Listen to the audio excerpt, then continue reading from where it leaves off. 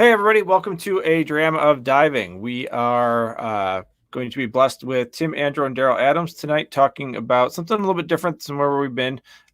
We've talked about technical and recreational diving a fair amount, and we'd like to kind of push into the emergency response diving, public safety type diver concept.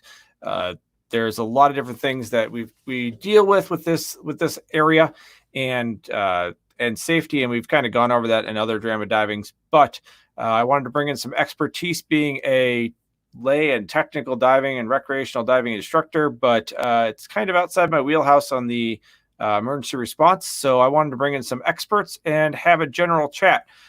As always, whiskey may possibly be involved. We'll see what ends up happening there. And we will be chatting about public safety diving. So without further ado, let's bring in Tim, Andro, and Darrell Adams. So Tim and Darrell. Hey guys, how we doing? Good, Jason. Hey Tim. Hey Jason, how you doing? Hey guys. Let's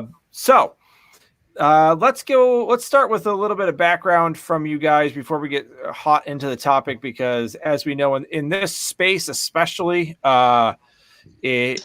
people are really looking for qualifications and being able to establish trust in this area. And being just a recreational technical diver, I lose trust in the emergency response public safety area. So Tim, why don't you give us just a little background on yourself? I've been Northeast wreck diving for about 18 years now, firefighter for 20, volunteer in New Jersey, active on the public safety dive team for 10 years, and we've been teaching for about 6 now through ERDI. Also president of the North Jersey Regional Scuba Task Force, which is 3 different counties and 8 different teams that we all work in conjunction with each other, with other agencies and resources to accomplish the same goal. Nice. Excellent. Darrell, how would you give us a little background on yourself, bud? Started diving with the fire department in 1993. We got straight into public safety diving. Been with the City of Raleigh Fire Department for a little over 22 years, right at 22 years. Been with the volunteering for 27 years. Went through the very first ERDI instructor trainer course in 2000, somewhere in that area, down in Florida, and been teaching public safety ever since then. Run a county dive team up here since the early 90s. Had a few opportunities to see a bunch of different calls. A few other hats with my job in Raleigh, but that's what it is. Nice. So to give background on myself and you guys, I met Darrell Adams through my instructor trainer workshop with SDI. He was one of our evaluators. And Tim, this is about like when I think the first time we're actually going to meet in person is on Sunday, which is kind of interesting. So Tim's doing some first response training, international stuff, and we've been discussing back and forth a bunch of different things, and we hope to get to be able to do some diving together and kind of been talking about some public safety stuff and equipment and things like that. So so it's a pleasure having both of you guys here. Let me give a background on where I'm coming from on this. We had an incident in Buffalo, New York a couple of years ago, which kind of shed light on some training issues and adequate training. So what I wanted to take a look at it and interacting with different dive teams was, we hear a lot of different feedback on, I had somebody call up, I want to go from open water through rescue because I'm going to be on a dive team. Well, that's the end of your training. Yeah, that's the end of our training. Oh, well, that's I can't do ERDI, but that's not enough. You usually need to do more public safety. And then there are other organizations who have public safety type ratings, but they might not be up to the ERDI, NFPA standards. And what we see a lot of is divers that come through in open water and rescue, open water advanced adventure, however you want to call it, and rescue, and then consider themselves on a dive team. And the position I was proposing was that rescue diver isn't enough. We're going to get into more than that, but that rescue diver is not enough to be on a dive team. Tim, you want to put your 2 cents in on whether rescue diver is enough to be on a dive team or not? I agree with that stance. When I was going through recreational training, rescue diver was a huge part in building confidence and being a good buddy, and it's a phenomenal program. But to say that you're a public safety diver after that is really far fetched in our opinion. There's specialized training we're going through. We're putting guys through blackout scenarios, entanglements, obstacles, a multitude of stressors to make sure they can handle not only the blackwater environment, but just the environment in general with the obstructions we're diving in. So I don't want to shortchange a rescue diver because as a recreational diver, it's an amazing class. It bumps you up another level in safety. It's always nice to dive with a buddy that has rescue diver because you know they can help you. But public safety, you're on your own. You're on a tether. You have a lot of missions to accomplish. Rescue diver is more kind of off the cuff. You need to step up and help a buddy or respond to a situation.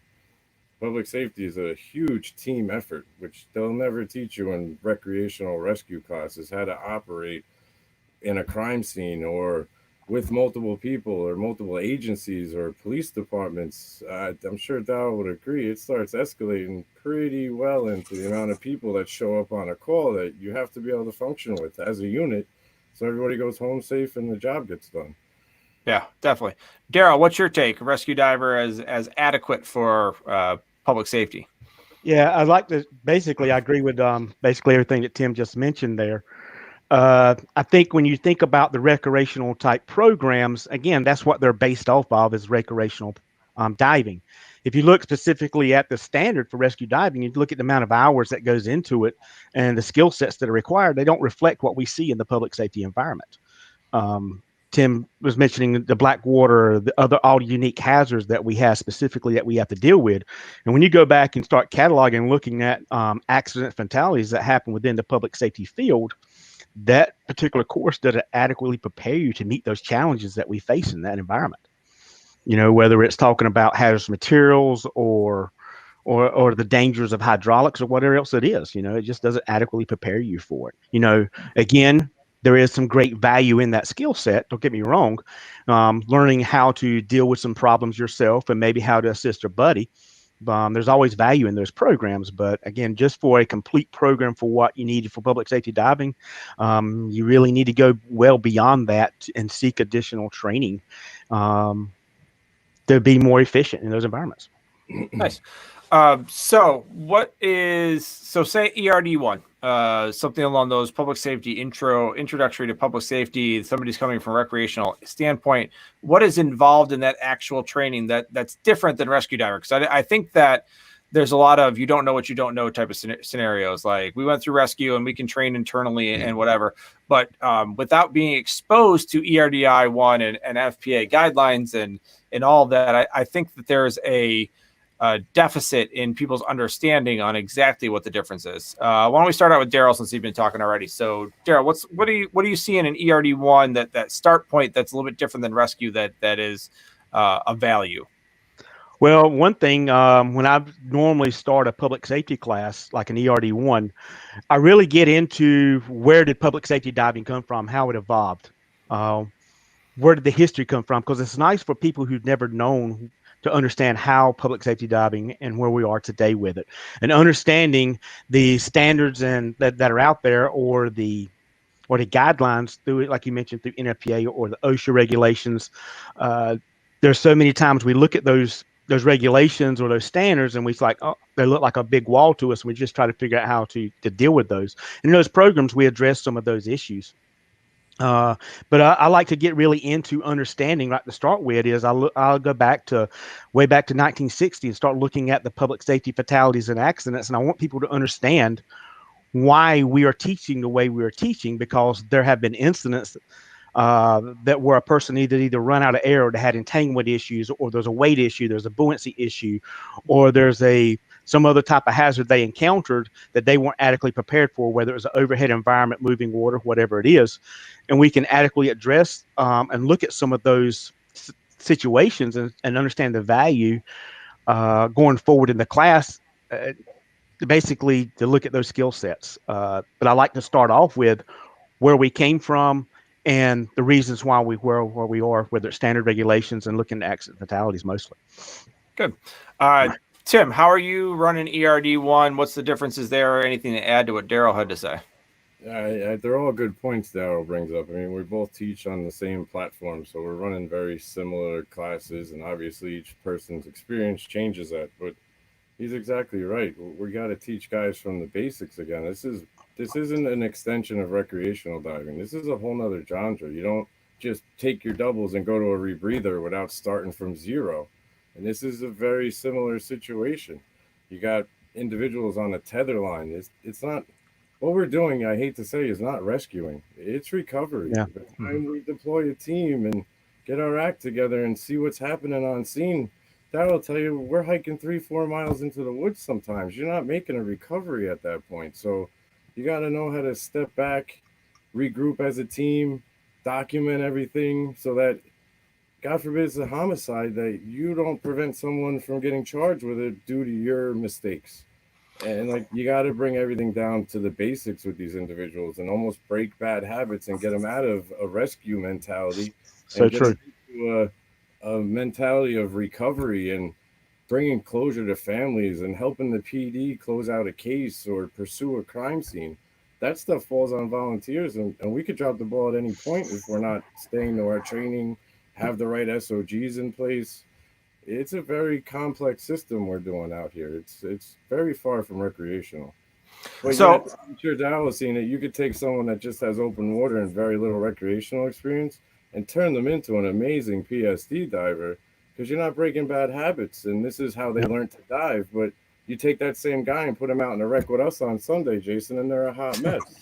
Very much uh-huh. so. Yes. Yeah. You know, Yeah. I a lot of remember years ago we were diving with John Hott for the OTS off the coast of North Carolina. A bunch of public safety guys went recreationally diving, and it's like Tim said, it's just they're creatures of habit, and Yeah. and they look at traditional styles of diving the way we came from. They were doing things that are different, and they were trained at a recreational level or something else, and then they try to dive recreationally as a public safety diver. They have those unique challenges they have to face. They don't have adequate skill sets for those environments. Mm-hmm. Absolutely. So I guess that begs the question of, from a recreational technical instructor perspective, I have a public safety diver or soon to be public safety diver come to me and says, I want to do open water and rescue. And with flexible standards, I can kind of cater the course. However, normally we don't just get one fire department person that just wants to jump in an open water class. Normally we get a class of fire department people. How can we change that class or add to that class to aid you guys in pursuing that that public safety side? What skills, what skill sets, what conversations can we have that will help them further into the area where you guys are looking at? Tim, go ahead. I think that's kind of a hard thing to crack. Again, it's two different areas. You're talking about training someone to self-rescue and rescue their buddy. So maybe to have a description of what public safety diving is and a little disclaimer explaining that this is not public safety diving and these are the goals you need to take to become one, may pursue it in the right direction. But the last thing I would want to ever do is deter anybody from advancing their recreational skills as a public safety diver. So I think it's a great class to have. I have some staff in a couple of weeks that are going to do rescue and search and recovery just because they want to better themselves, because we learn from everybody. I mean, I may learn from you Sunday, Jason, when we're playing on the mix. Or if you're not susceptible to learning from everybody around you, then you're kind of a lost cause, especially with public safety diving. Yeah. Darrell, thoughts? Yeah, Jason, one of the skill sets that's real, I've seen you just had a talk on not too long ago, real passionate about, is think about the weighting and buoyancy of some of our divers. You think about where the history we came from. Those are some skill sets that you could really focus in on those guys that's wanting to go down that road. Understanding we don't need to be wearing 50 pounds of weight necessarily dropping to the bottom of a farm pond. You run into some unique challenges and hazards there that can really get you in trouble. And again, that recreational diver who wants to maybe look at that way, really work on those types of skill sets, that will make them a more efficient person moving through the water. And when they transition into the public safety environment, those skill sets would have value. Because like Tim said, any class you take, there's value in it. It's all in the application in which you bring it forward and try to apply it into the public safety world. But we have to build upon those skills much, much, much more because of the environment. Because you look at a public safety diver, he don't get to choose when he goes diving. You know, the pager goes off. It's the middle of the night. It's a storm. It's a hurricane. It's whatever else it is.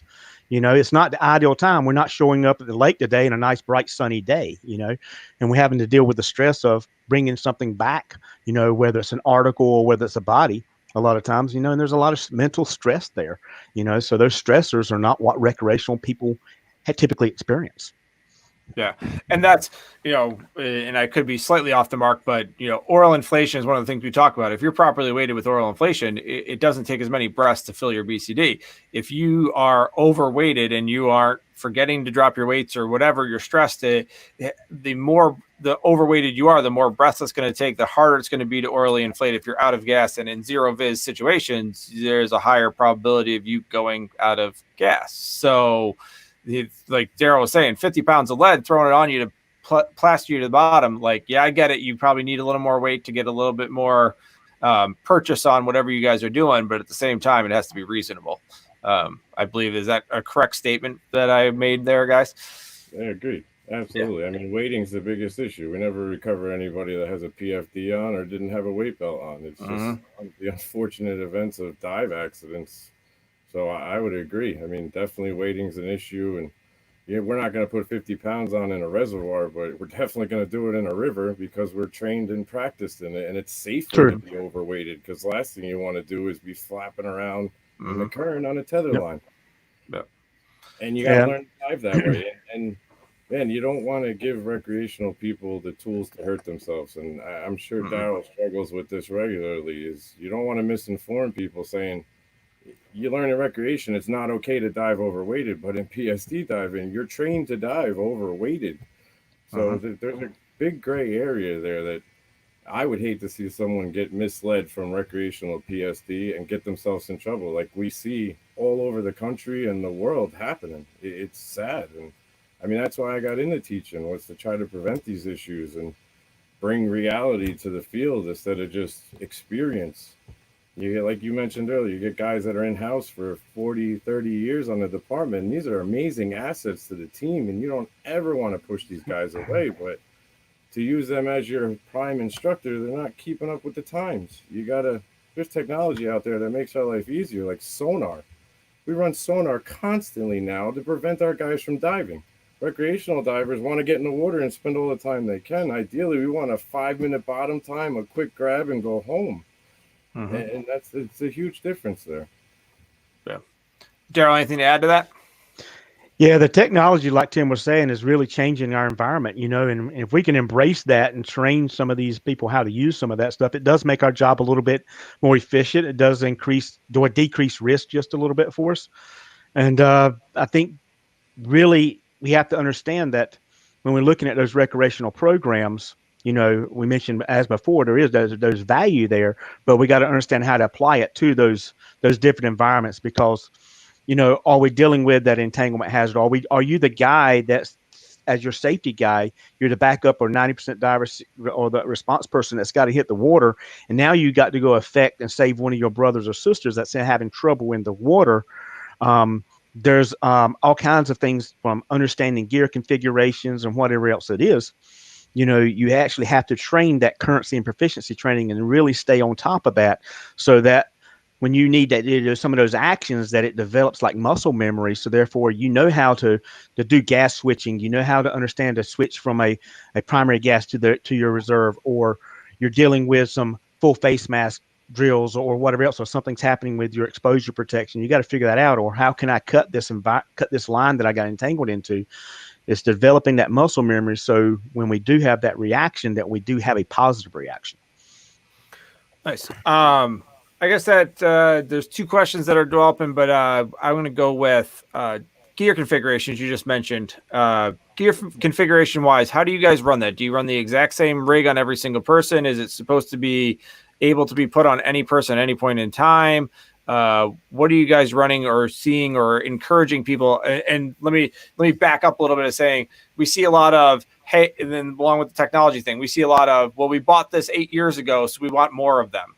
Well, there's some possibly better options out there. No, we have these. Everyone needs to be in the exact same thing because we bought it 8 years ago. Like, but I've got 6 other options that are way better for you. I'd like to have this conversation. We can't have that conversation. It all needs to be the same. Tim, what do you see with that? I lived that for a little bit when I got into being a coordinator. We had, not to knock any of the guys that are listening, but we had recreational mentality that kind of followed suit throughout the counties. Standard BCs, how do you decon a standard BC? Like, it's just not going to happen. Plastic clips, that's a huge no-no in our world. So one of the first things I did as coordinator was work with the town and chiefs for a couple of years to get capital, and we went to backplates and harnesses. I don't want to plug a manufacturer, but we have Halcyon Infinity system. It fits every guy like a glove. We're firemen. There's guys 6 foot, there's guys 5 foot to 400 pounds. They're all very capable divers in the right equipment. You put them in a jacket BC that's a medium that's supposed to fit 7 different guys, it's just not going to allow them to function right or be safe. So we went Halcyon back plate. You can pull the plate apart and decon every section of this. You're not replacing a BC, you're replacing a bladder.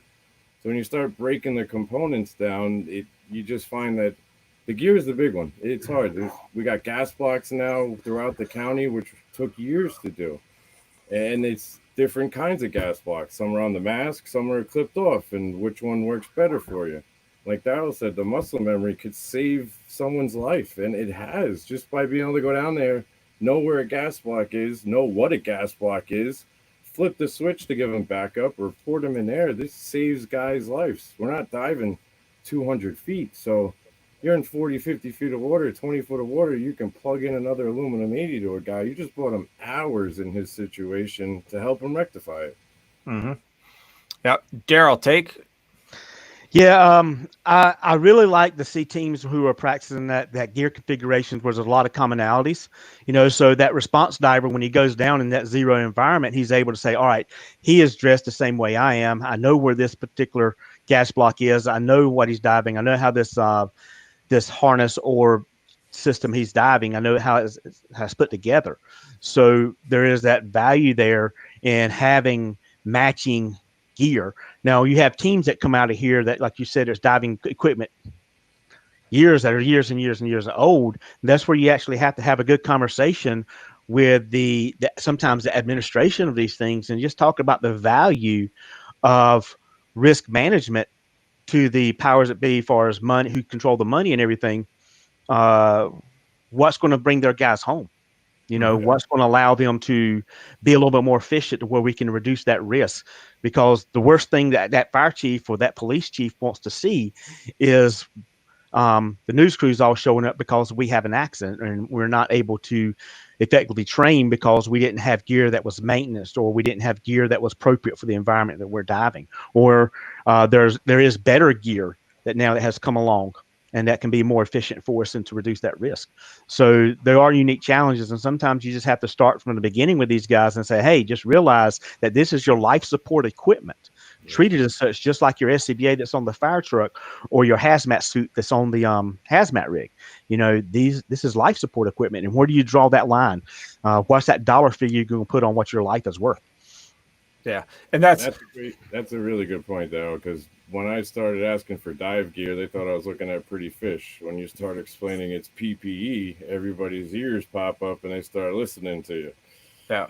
So, and I think that's a tough point I'm not sure if any regular dive shop owners are watching right now or going through that. It's a frustration that I have where I'm going and I didn't play my cards ahead of time. So like backplate and wing and same thing when it comes to decon, like really, I can take it apart. I can spray it down. It's stainless steel. You got to be kidding me. Like I can put new webbing on and you're telling me that this is not what you want. Like, I'm not saying every single person needs to be on it, but like you were saying, Tim, is we can put it on any single person, and adjust it. And there's lots of differences. I think where we get caught up into a lot of with that of the, and a lot of that comes from we went through recreational training and that's all we've had. And this is what's working. And I think, Tim, you kind of mentioned that. And, our external training was just recreational at some dive shop, and the dive shop owner's just trying to sell me stuff, and then we're going to train everything internally because they're just trying to sell us stuff type of mentality, which we've seen, and it is what it is, and I'm not throwing anybody under the bus, but that's kind of, the you don't know what you don't know type of scenario if we can train internally. How would you deal with, and I guess this goes to any of the regular dive shop owners that are trying to fight the good fight on this one, is how would you deal with people saying, well, we've got 8 of this, and you're trying to tell me to switch over to a backplate and wing.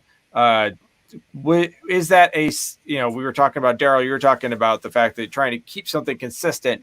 How do you do that? Do you tell them that they need all new things, or say, hey, try a couple of these and see how it works? Darrell, what is your thought there, if that is something you would like to add to? Yes. Sometimes we have to do what I call Fire Department 101. You have to bring in that person, or we could call it Dive Team 101, I guess. Bring them in so they can understand what that regulator does, what that BC does, what are the pros for it, what are the limitations for it. A lot of dive teams do fall farce to the local dive shop because what they sell is always the best, when that's what they always try to push. And sometimes it may not be the best piece of equipment that's out there. There might be some other things that if the dive team actually were able to do their homework, or the dive shop was able to do their homework, there might be some things that they can bring forth to the team to show them that things are a little bit better. But I think it's really valuable to have that education. Sometimes you can get with some of the manufacturers and they can bring in demo gear, or have demo days from these guys to come in and say, hey, try out this new plate and wing system, try out this new dry suit, try out this heads up display system, try out whatever this is, in a controlled situation, and demo it and see if there's something you work, if it likes and work for you or something. But those demo days work pretty good. And a lot of manufacturers will send their stuff out to that can happen to their local dive shop. So you just reach out to them, whether you're talking about it's Halcyon or OMS or whoever, and they can give you that stuff and you can play with it. And that really helps those teams decide, saying, hey, that does work really pretty good. Or if you have some in stock, saying, hey, guys, come into our next day, we're doing some training, whatever, and try this on. Use it. Yeah, we run all backplate and wings for all of our recreational training anyway, so that's an easy sell for us. It's a little bit harder for some other people. Tim, your take, mixed kits because of trying to move on. That's basically the hurdle we're looking at, going, listen, if you're buying 1 or 2, 2 more sets for these 2 more guys, we're not telling you got to buy everything new. Let's just start with this. How does that work for you? Is that something you've pushed before? How have you dealt with that? It seems like you kind of dealt with that when you were coming through. So, yeah, it's really hard to approach a chief and tell him, hey, you have 6 functioning pieces of equipment, but we're going to change them all out and you're going to need to give me 60 grand. It's a hard sell to anybody. I don't know, good, bad, or indifferent. I always try to take the diver that's using that gear and show them the deficiency in it. Explain to them, put them on a tether line and unfortunately break a plastic clip. And then show them this is why we don't use plastic clips. And sometimes it's just the repetition of finding the right guy on the right team that's going to be an advocate and say, hey, look, this stuff works. This is why it works. And my staff and I are big believers in proving why, not just telling you this is why because this is what we do. I'm always open. I've learned from students. I'm sure Darrell has too. Sometimes you just get so hung up in your own ways. I'm sure you have too, Jason, that a student comes up with something and you're like, holy, wow. All right, let's give that a try. And you got to be open to that stuff. That's why I love teaching IDCs. People come in and I'm like, and that's stolen. Thank you very much for doing that research for me. Thanks. We got a lot of things we've stolen from a lot of different students and a lot of different things in that category. So it's not stealing. We're all family here. We're all doing it, and we're all going for diver safety. So if we have the same common goal and we're all ending up there, then I don't think it's stealing at all. Anybody, I take it as a compliment. You want to use what we're doing. I appreciate it. I'll see you on Sunday and see how you dive, and maybe I'll take some things. We'll see about that. Bring those Deco bottles. It's gonna be a long one. I hope it is. I'll be on my rebreather, so don't worry about that. Okay, so back at it. So the rescue diver, and I think that the title is somewhat misleading, but not at the same time not misleading. It's the idea of, is rescue diver adequate, and it kind of gets along lines of, is recreational training and mentalities, how does that flow over into some public safety is kind of where we're going with this. And so rescue diver, we go through some things and it's recreationally based, and there's a lot of stuff that is recreational that kind of trickles in, like the BCDs and some of the regulators and some of the stuff like that. And then we go to the complete opposite, where suddenly a plastic clip regular Cordura BCD is great, but then we need a fully vulcanized head to toe rubber suit that we're in. And there's been some discussion and arguments on dry suit materials. And since I actually have experts here in front of me, I always like to ask this question when I'm talking to ERDI type individuals and see their opinions on this. When it comes to dry suit materials, what are your go-tos when it comes to dry suit materials? Because there are misleading or argumentative studies out there. So I think I started with Darrell last time. So Tim, what's your take on dry suit materials for public safety? We're running the DUI public safety suits, and we also have the contaminated water suits. We have a couple of those that are kind of, I hate to say one size fits all, but we don't need them as frequently because the public safety suit that DUI produces is rated for some contaminants. So when we go into a grossly contaminated area, you have a vehicle in the water with possible victims. That's kind of about the top of the shelf here. We have every factor. We're going to go into a vulcanized rubber suit, but we're always deconning after every dive. We're cleaning our suits. It's all about maintenance in the equipment. I mean, we got teams that are doing everything from all different suits, but if you're maintaining it and you're inspecting it and you're using it for the correct environment, then again, the teams are kind of stuck with what they have. So you don't want to keep their efforts back from them because of a suit, right? But you teach them why this suit may not work for them. The contaminants are not having a yellow valve with the gasoline on a dry suit because the diaphragm would fail. Mm-hmm. So it's really about you almost want to scare them a little bit, unfortunately, to the reality of what's happening. What about Trilam? Is Trilam adequate? Trilam not adequate? Where's your fall on Trilam?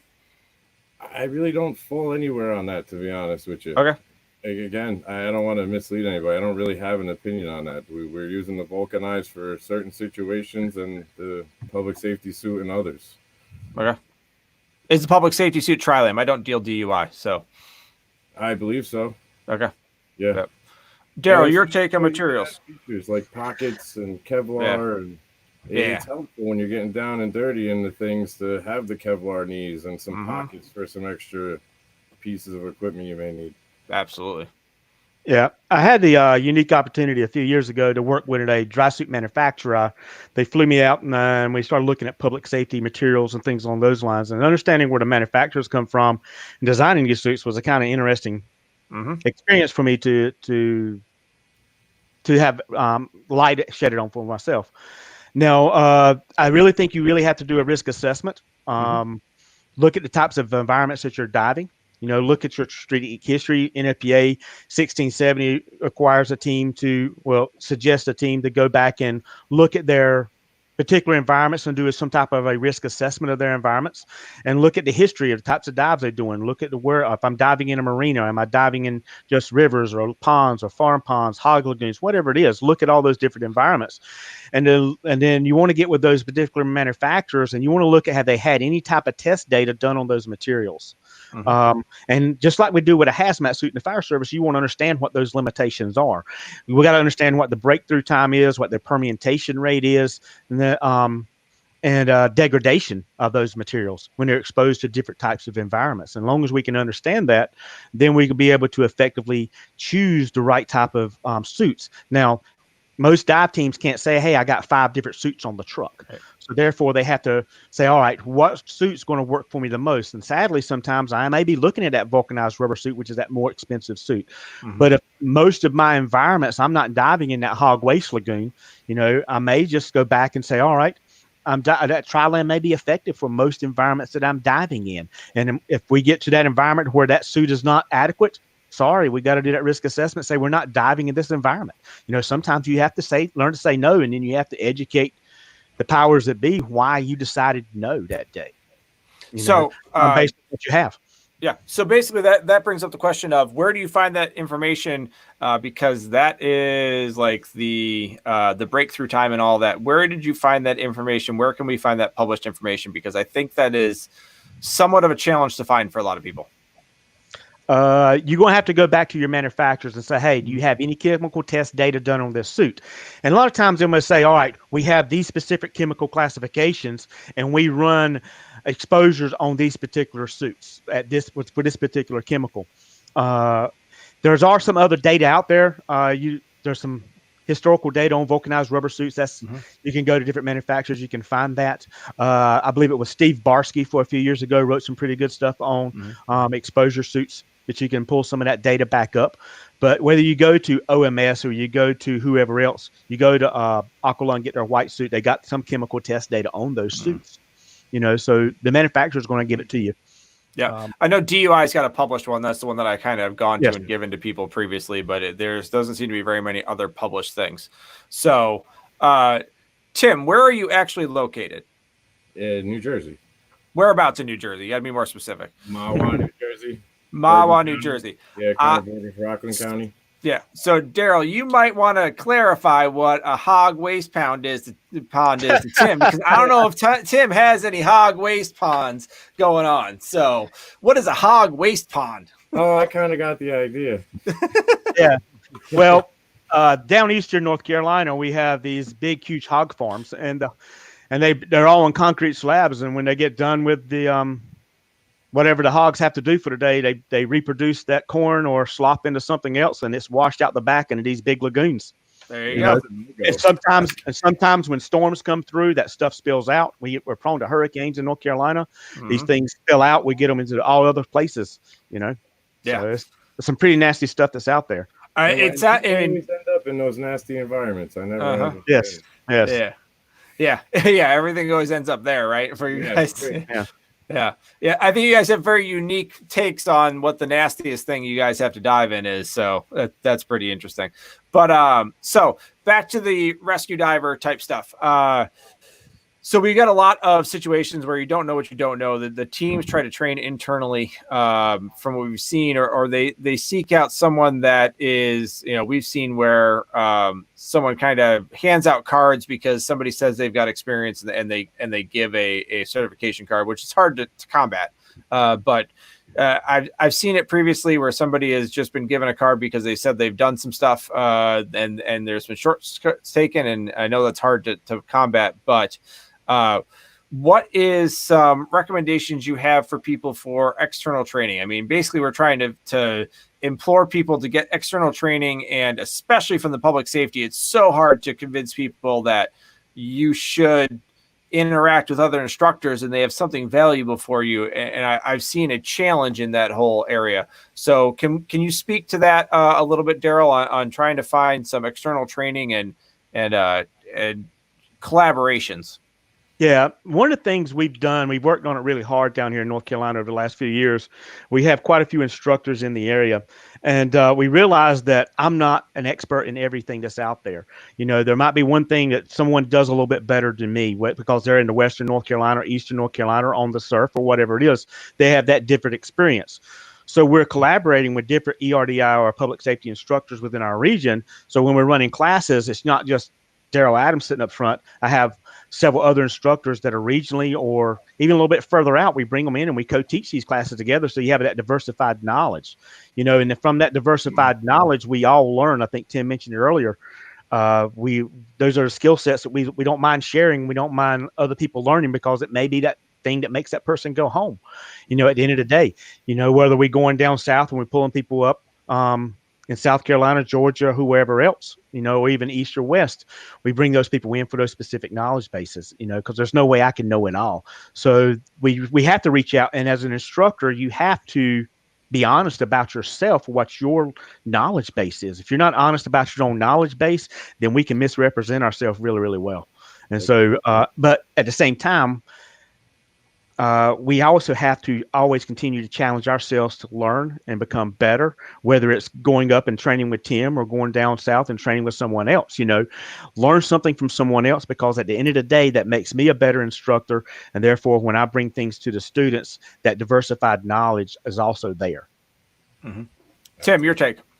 I couldn't agree more, Darrell. We bring people from all over the country up to the task force to train in sonar, and we've had Mark Phillips and Buck up to teach their survival classes and lifting. If you're not going to call the people with experience in to train you, and you're just going to kind of self-proclaim you have the experience, you're doing nothing but getting your team and the people around you in trouble. And that's a scary situation. I think a lot of these training issues from being a volunteer fireman it's money.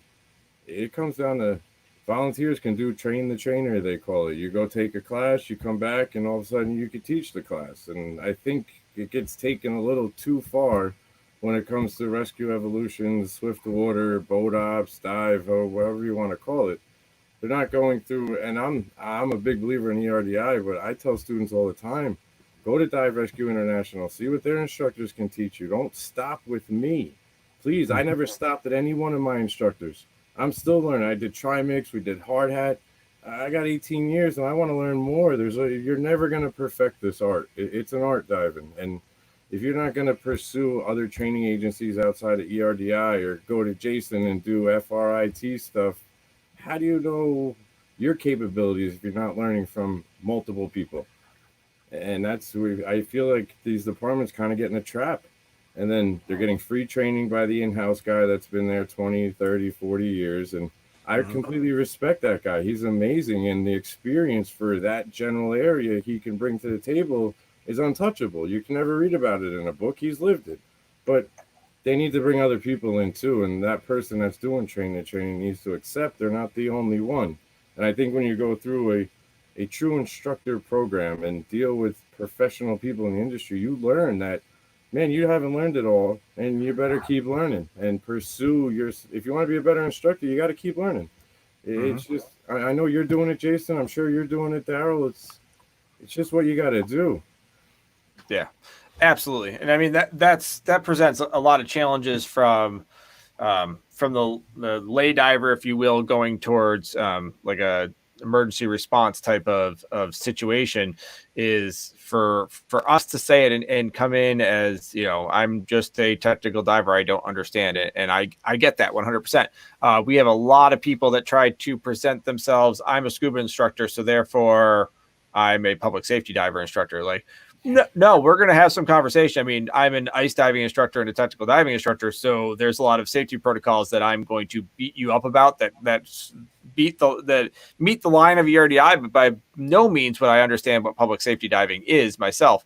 And I see a lot of people that are frustrated with, what do you mean I got to be on a public safety dive team to be able to teach ERDI? Like, yeah. Well, what really? Like, pretty much the only thing, since you brought up first response training, pretty much the only thing you can teach without ever having done it is CPR, which is kind of weird. But also, you don't want to require people to go out and do chest compressions before they teach that either. That's kind of a tough one. So how do you deal with from the lay diver? How do you deal with different public safety situations? What resources do you have to implore your local public safety divers to go ahead and seek additional training? How can you help them and build trust? Tim, what you got there? It's another fine line to walk. Like with my department and a lot of surrounding, you have to become a firefighter to be on our dive team. It drives me nuts. I have some really good friends that would love to public safety dive, but they don't want nothing to do with going into a burning building. And Darrell will tell you, you got to go through 32, 64 weeks of training, this, that, and the other thing. And then you got to take rescue tech for our department so you could be on the rescue side of things and be on the dive team. So the challenge is, it's hard. I get calls from regular recreational instructors, like you just said, hey, Tim, I want to take the class with you so I could teach it. That scares me so bad. I'm sure Darrell gets those calls, and they leave, I'm sure, not liking the phone conversation because I didn't give them what they wanted, but you got to almost keep this industry close, and you got to worry about these unnamed people with no PSD experience getting a rubber stamp and then teaching. It's scary. And there's very few public safety instructors. So I'm sure Darrell gets the calls. I know Mark and Buck get the calls all the time. Hey, I want to come go through your ERDI class so I could teach.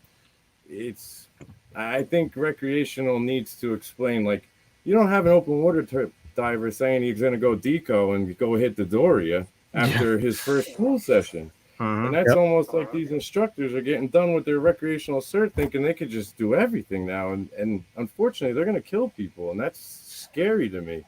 Now, I think as Jason, as an IT and a course director, it needs to be some kind of standards in an instructor program, recreational, saying, hey, you can't teach technical diving. You can't teach public safety diving until you have the experience. Right. Yeah. Darrell, your take. What resources? How can we talk to public safety individuals and convey that we need to have that higher level? How can we push them in the direction that they need to go when they're doing that sort of internal type training? I think you just really got to bring those guys in and just sit them down and explain to them, when you start looking at all what is involved in a public safety dive scene or an environment, all what goes in to make sure an operation runs efficiently and effectively. And because it's just not one diver jumping in the water, there's a lot of other moving parts and pieces that all have to make this go together, and understanding how to manage all that and understanding that experience. We all need, as public safety professionals, especially the instructors or whatever else, we need to have that practical experience. We need to be a proctologist of our craft, right? And so if we're not a proctologist of our craft, then what do we bring to the table when a person comes and asks, what about this type of environment? I just read it in a book and I'm going to pass it on. No, that's not going to be effective. You've got to have that real world experience. If you're a guy that's on a team and you've never done a public safety dive, but you've done all this dives in training, but you've never had a real call out, you've never done anything in the real world environment, what value do you bring to the table? And so you got to kind of coach these people along and say, hey, there's no shame in taking a while to get to where you want to go. Develop your craft, get good at your craft. And once you get that and you have that experience, then be willing to share that knowledge and share those experiences. But I tell the guy that rides on the back of the fire truck, I'm like, enjoy your time on the back of that fire truck. Don't rush necessarily to be the driver or the lieutenant or the captain. Enjoy that time, perfect that craft. It's the same thing in public safety diving. Enjoy that time learning how to run that pattern or be that tender or whatever else it is, and get really, really good at it. And then when the time comes for you to step up, then you actually have a good foundation moving forward. And so that's just really where you got to take these people, and just understand that the timeline is not a 0 to hero necessarily. That's excellent. Tim, you did bring up an excellent point that has been my quarrel over and over and over again. And let me qualify this.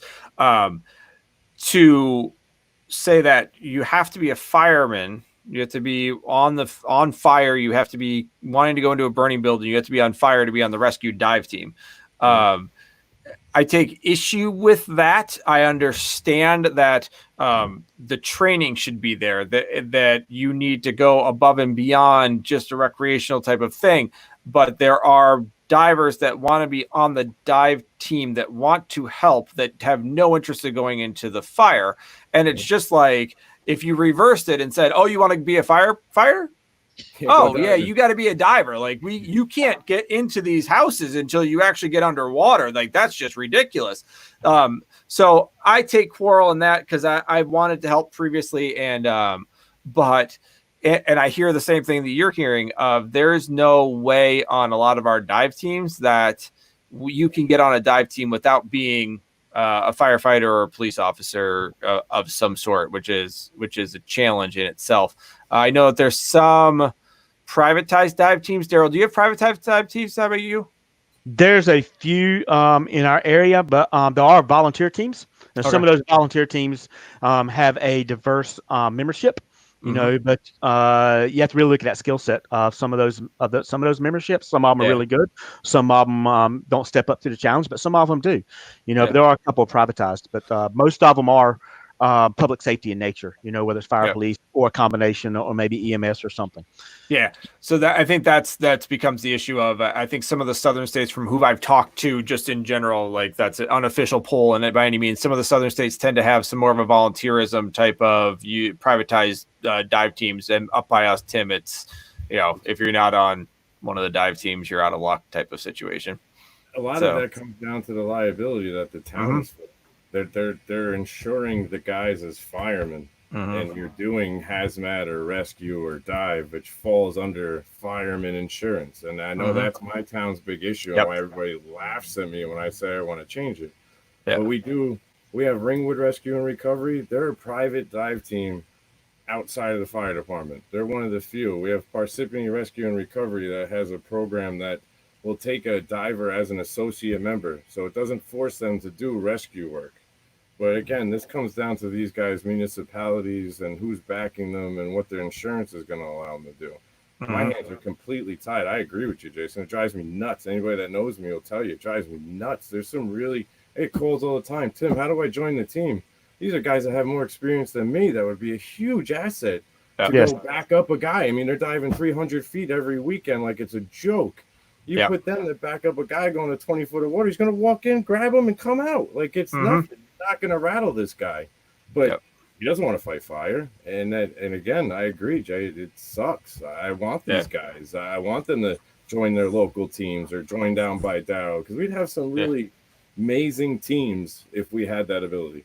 Yeah, and you see that like in cave country where everybody kind of steps back and goes, if you want to do the recovery, then we'll get whomever to do the recovery. They're not on a safety dive team by any means, but no one's going in that environment to get them because they're not trained at all. And like you were saying, 300 foot on a wreck, guys tangled up, you're probably not sending a dive team down to get that guy. Not a chance. Not a chance. So, and it definitely leaves a hole, and I think that's an area of conversation that should be had eventually, but like we said, there's enough red tape as it is, just trying to establish whether rescue divers enough for a dive team, let alone talking about technical trimix rebreather recoveries. That's outside of the range. On a PSD training op, you should have seen everybody's head spin. Okay. That's not coming out there. We were training canine dogs, and I wanted to know if those dogs were tracking my bubbles or my scent, so I brought the rebreather, and they were at me, but people were looking at me crazy. Yeah, that's excellent. I like that. That's a very nice way of doing things. So you can take public safety. Like I'm not a public safety diver really by any stretch of imagination. I've gotten calls to help with some deeper type of stuff that's similar to like the cave type of situation where no one's looking anymore. We have a general idea where something's at. Can you go down that deep? Yeah. Okay. We'll putz around, and if something happens, we'll notify and throw a bag type of scenario.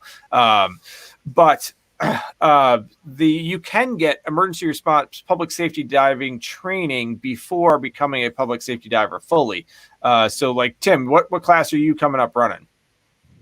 Well, we've been doing operational level certs. So we have tender operations going, and I think that's a great class to give people an introduction to what actually is happening around them. We cover everything. It's not just about tending. It's about what the diver's doing and setting up a crime scene and establishing decon.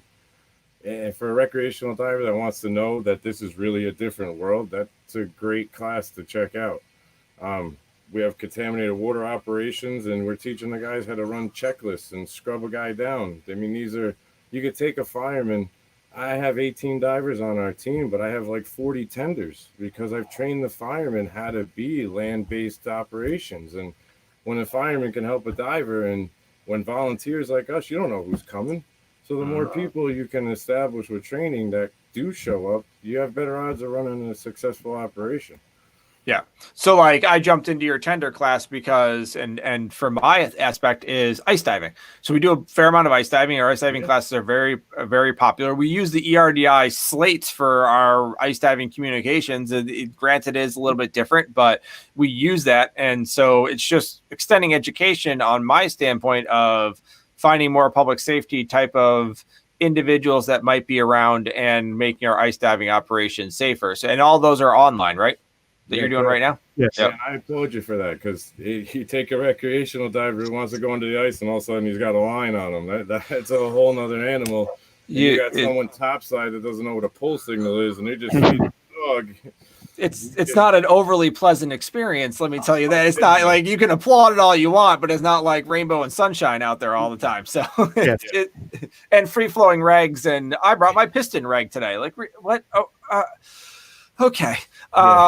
So Darrell, what are you up to training with this whole situation we're in right now with COVID, coronavirus, all that fun stuff?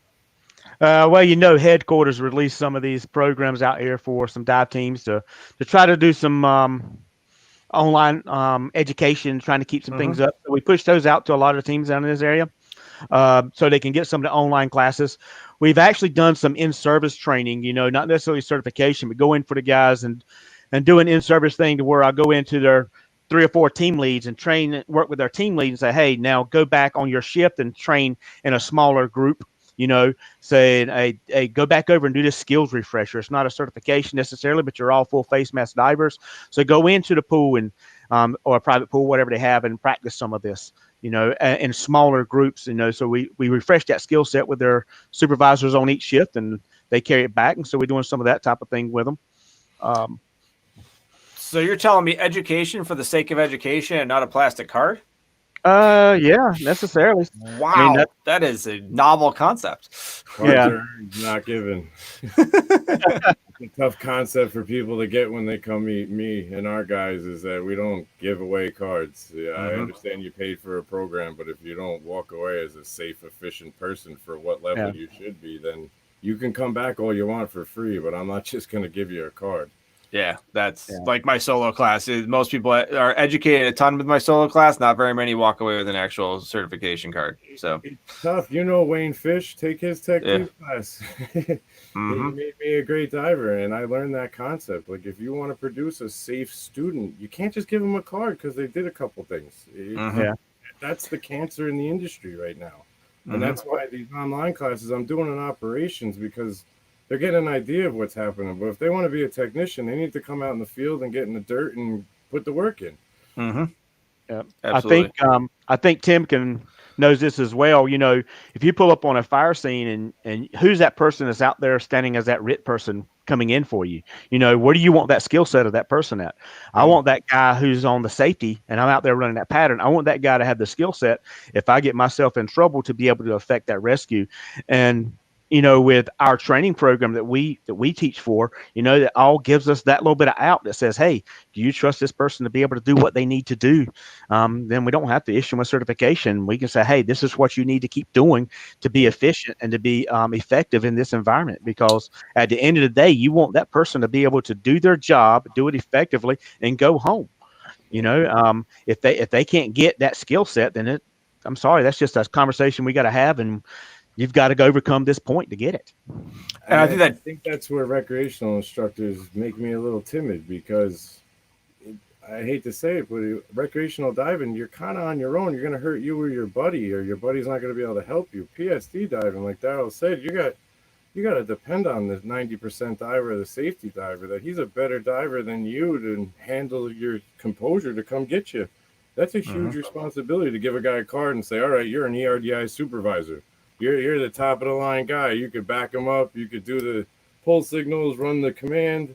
Those are big shoes to fill when you're going to have 20, 30 divers, 5 different teams show up for a big event.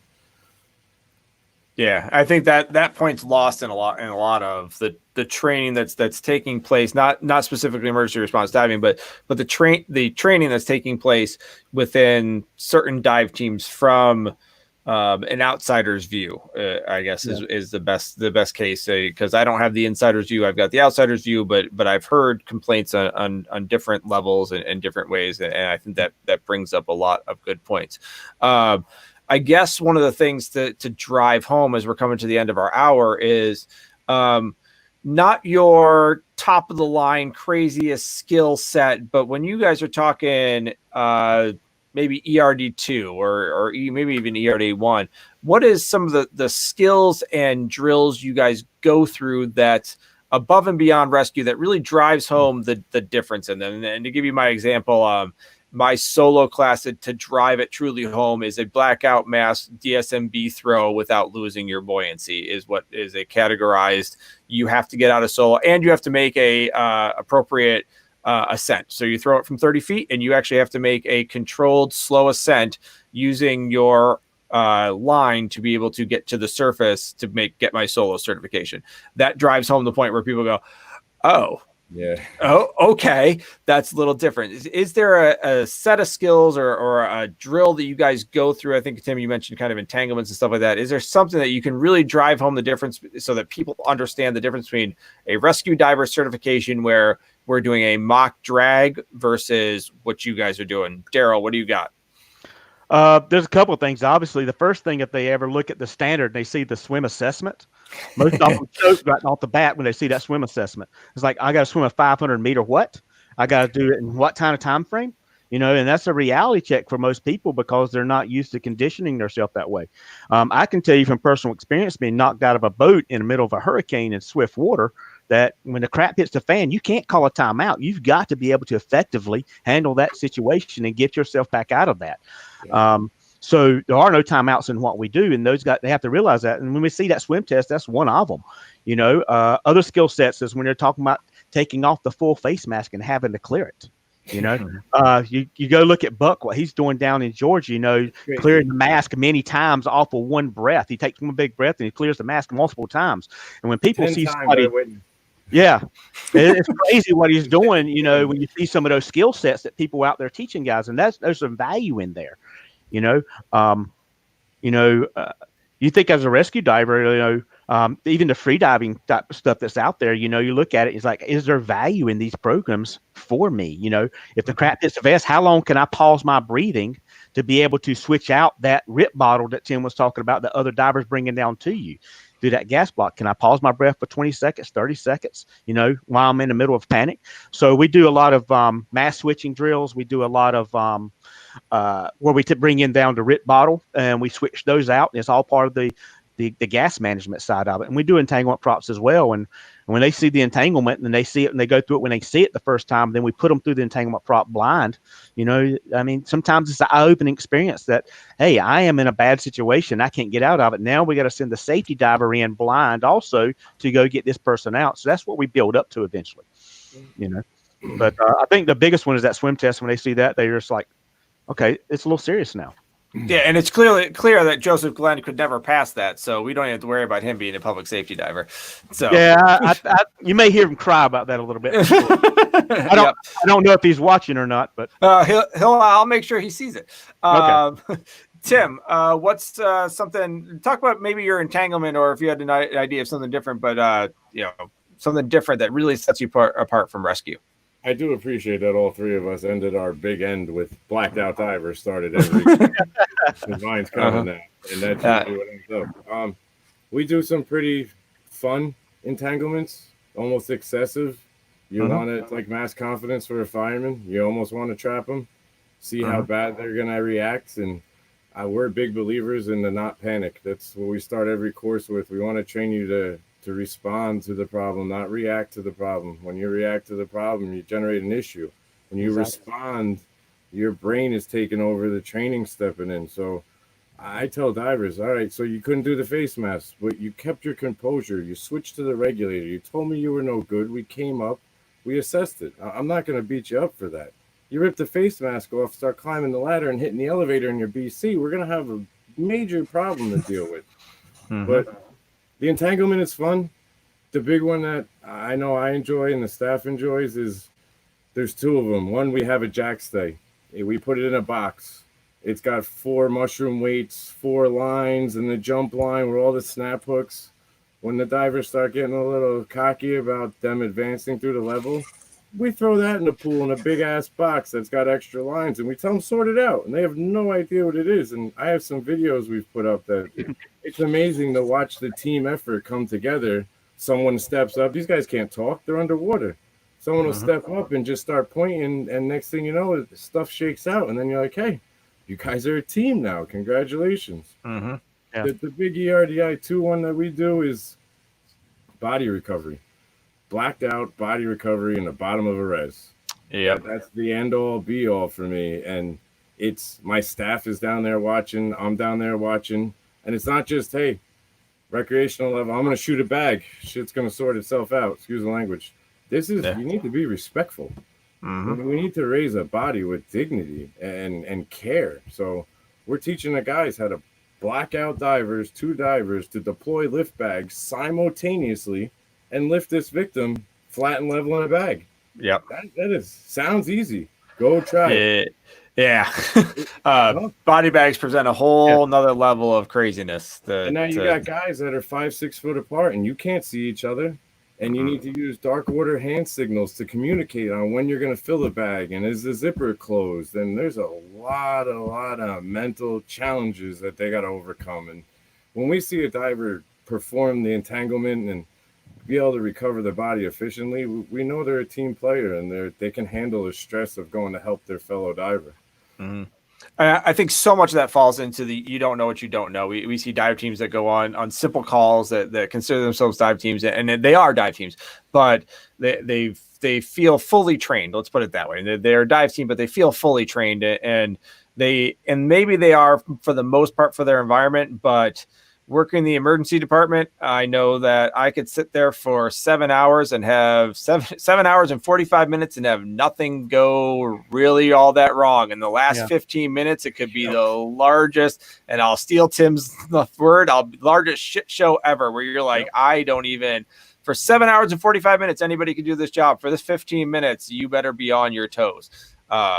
So you're preparing for a worst case scenario. And I think that a lot of people, they don't know what they don't know, and they don't know what the worst case scenario is. And just like the CPR thing of, first response training, you can't require CPR as your standard because you never know what's going to hit. You don't know when that's going to happen. As a lay person, not often do you see that. If you're on a rig or if you're in the hospital or different situations, you're going to see it more often, but I could work multiple shifts in the ED and never see CPR. And there's other nights that I've done it 6 times in a row, call after call after call. Yeah. We got guys on the team 20 years never recovered a body, and we got guys on the team a year that have pulled 1 or 2 out. So you just never know when the cards are going to fall. Yeah. Yep. So, and that's a challenge in conveying that sort of aspect. So, what I'm going to do is I'm going to put you guys back in the green room, and I'm going to chat with actually, we got a fair amount of people watching it especially for an ERDI, and normally people kind of are a little bit shy with some of the emergency response type stuff. So we had a fair amount of people watching. I'm going to say goodbye to those people. Then I'll come back and say goodbye to you guys before I let you go. So I'm going to put you guys in the green room. Sound good? Sounds great. All right. Thank you. See you guys in a minute. All right. All right. Thanks, guys. All right, guys, thank you very much. I know it's a little long-winded and it's slightly off track, but it is exactly what we wanted to talk about. Lots of different things with emergency response diving and public safety diving in general. Dave and Juan were talking about the fact that, yes, we are going to have this posted, and it's saved up on Facebook Live. It is also saved on to YouTube, on our YouTube channel at Dram of Diving.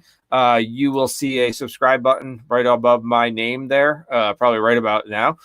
In the YouTube, we got to add it on afterwards, but you will see that there. Once again, thank you very much for all of your help and watching. And the whiskey glass purchases, mine was actually empty tonight, but because we were just chatting. But the whiskey glass purchases are through the roof and amazing, and we've got to order more, which I love that fact. And we've got a Patreon, which I can put up there also. And any Patreon stuff helps. We're going to start working on some different things. You should see it a week from Saturday. We should be having something a little bit special, a little bit different, a little bit fun. So I'm going to be hanging out with a couple of yahoos that are fun, and we're going to be possibly having a guest host. So we're working on that whole thing. But all that comes down to all your guys' help with buying the whiskey glasses and Patreon stuff. So I really, truly appreciate it. Thank you very much, guys. Be well, be safe. And we should see you. I think we're going to be back on next week. It's going to get a little bit busy dive season wise, but we should be back on next week. Thank you very much again. Have a wonderful night, and we will see you soon. Take care.